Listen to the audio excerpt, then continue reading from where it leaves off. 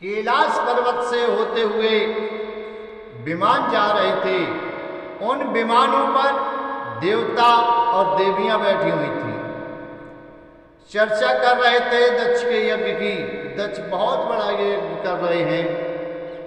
यह बात सती जी ने सुनी। सती जी बोली शिव जी से, हे वामदेव, तुम्हारे ससुर दक्ष के यहाँ यज्ञ चल रहा है, आप नहीं चलोगे? कहा, मैं कैसे जाऊं? तुम्हारे पिता ने बुलाया नहीं है, पत्र भी नहीं भेजा। सती जी बोली, गुरु के यहाँ, मित्र के यहाँ, पिता के यहाँ तो बिना बुलाए भी जाना चाहिए। शंकर जी बोले, जाना तो चाहिए, लेकिन तब जाना चाहिए जब द्वेष भावना ना हो, और तुम्हारे पिता तो द्वेष रखते हैं, मैं कैसे चला जाऊं? सती जी बोली, तुम मुझे अनुमति कर दो। शंकर जी बोले, मैं अनुमति भी नहीं करूंगा, क्योंकि मुझे पता है तुम्हारा भी तामसी स्वभाव है और तुम्हारे पिता अपमान जरूर करेंगे तुम्हारा, इसलिए मैं अनुमति नहीं करूंगा। अपनी इच्छा से जाना चाहो तो चली जाओ। अब सती जी को कुछ क्रोध आया, कुटिया के अंदर गई, पिता की घर की याद आई तो फिर कुटिया से बाहर आ गई। अब सती जी को क्रोध बढ़ने लगा और शंकर जी मौन हो गए। सोचने लगे, यदि मैं बोलूंगा तो सती को क्रोध उतना ही बढ़ेगा। और सती जी इसलिए क्रोधित हो रही थी कि शिव जी बोल नहीं रहे हैं।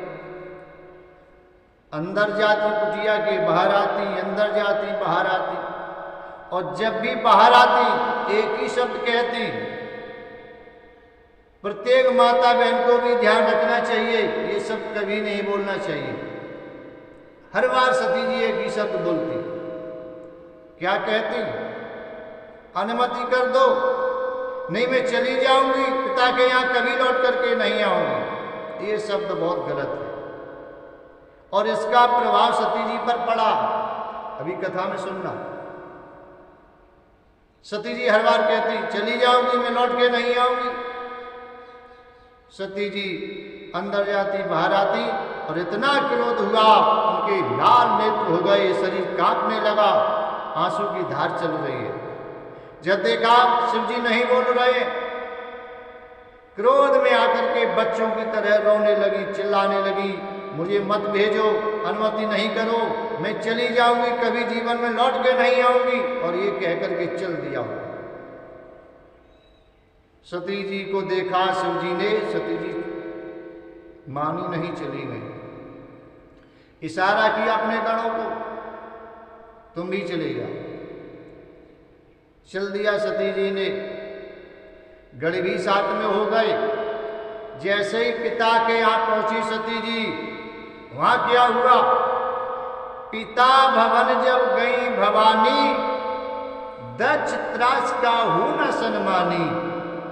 सादर भले मिली एक माता, भगिनी मिली बहुत मुस्काता। जैसे पिता के यहाँ पहुंची, दक्ष को देखा सती ने, दक्ष ने सती जी को देखा। दक्ष कहने लगा, देखो ये सती आ गई, ना मैंने इसको बुलाया, ना इसके पति को बुलाया, और फिर भी आ गई। कितनी बेशरम है, देखो आ गई, बिना बुलाए ही आ गई। अब सती जी तो वैसे भी क्रोध में थी, शरीर में अग्नि सी लगी हुई थी, और पेट्रोल छिड़क दी दक्ष ने। कहने लगा दक्ष, यदि इसका पति आता तो मैं बहुत अपमान करता इसका, इसके पति का। ये शब्द सुन के तो सती को बहुत क्रोध आया। सती जी कहने लगी, तुम्हारे से दक्ष न जाने कितने हमारे पति के शिष्य होंगे, और तुम कहते हो अपमान कर देता मैं। जो नारी कोई भी देवी अपने पति से झगड़ा कर सकती है, वो पति के अपमान के लिए खास पिता भाई से भी झगड़ा कर सकती है। इधर तो नाराज होकर रही थी पति पर, उधर पिता से झगड़ा करने लगी। बहनें आई, भगनी मिली बहुत मुस्काता। बहनें आई, अरे बहन सती क्यों झगड़ा कर रही है पिताजी से? अरे उन्होंने बुलाया नहीं तुझे, तू शांति से रहे, जो मिल जाए उसे स्वीकार कर ले। सती जी को बहनों से कोई लेना देना नहीं। बहनें बोली, वैसे भी तो तू गरीब है, तेरे पास झोपड़ी है, मकान है नहीं, कोई महल नहीं है, और पिता से बिगाड़ करके कहाँ जाएगी? तेरा पति तो शमशान पर रहता है, भूत प्रेतों को साथ रखता है, बिच्छू तो तैयार शरीर में लपेटे रहते हैं, और तू पिता से भी झगड़ा कर रही है। लेकिन बहनों की बात नहीं सुनी। सती जी बोली, बहनों से तुम अपने महलों पर घमंड दिखाती हो। मेरे पति चाहे तो संसार में करोड़ों मकान बना देंगे महल, लेकिन मेरा तो पति संत है, मेरे जैसे पति तुम्हारे नहीं है। लेकिन जब सती की मां को पता चला कि मेरी बेटी सती आई है और मेरे पति अपमान कर रहे हैं, मेरी बेटियां भी अपमान कर रही हैं, तो मां दौड़ करके आई, सती को गले लगाया, बोली, बेटा मत घबराओ, मैं तुम्हारी मां हूं, पिता की बातों पर ध्यान मत दो। लेकिन सती का क्रोध शांत नहीं हुआ। सती जी बोली, मां आज आखिरी प्यार है तेरा, तू आखिरी प्यार कर ले मुझसे। पिता ने मेरा अपमान किया है,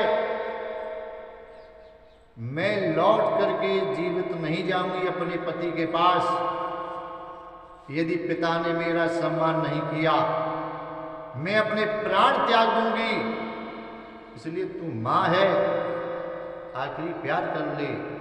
मां ने बहुत समझाया सती को, लेकिन सती की समझ में नहीं आई। बहुत समझाया, बोली, बेटा मैं तेरी मां हूं, मैं तुम्हारा सम्मान कर रही हूं। और एक बात बताऊं आपको, संसार में यदि कोई कीमत करने वाला है हमारी आपकी, तो सिर्फ मां है। मां तो मां होती है। मां ने समझाया, सती का कुछ क्रोध कम हुआ। सती की मां बोली, बेटी चलो महल में चलो। सती जी बोली, मां बाद में आऊंगी, पहले यज्ञशाला को देखा। जैसे ही सती जी यज्ञशाला में पहुंची, पति का स्थान देखने लगी कि मेरे पति को भाग मिला यज्ञ में या नहीं।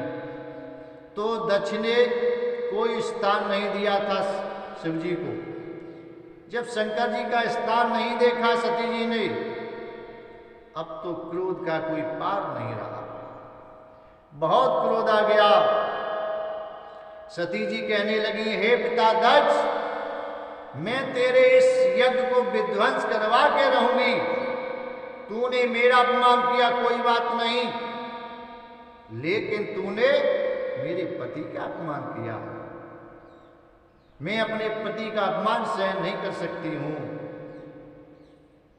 सती को क्रोध आ गया।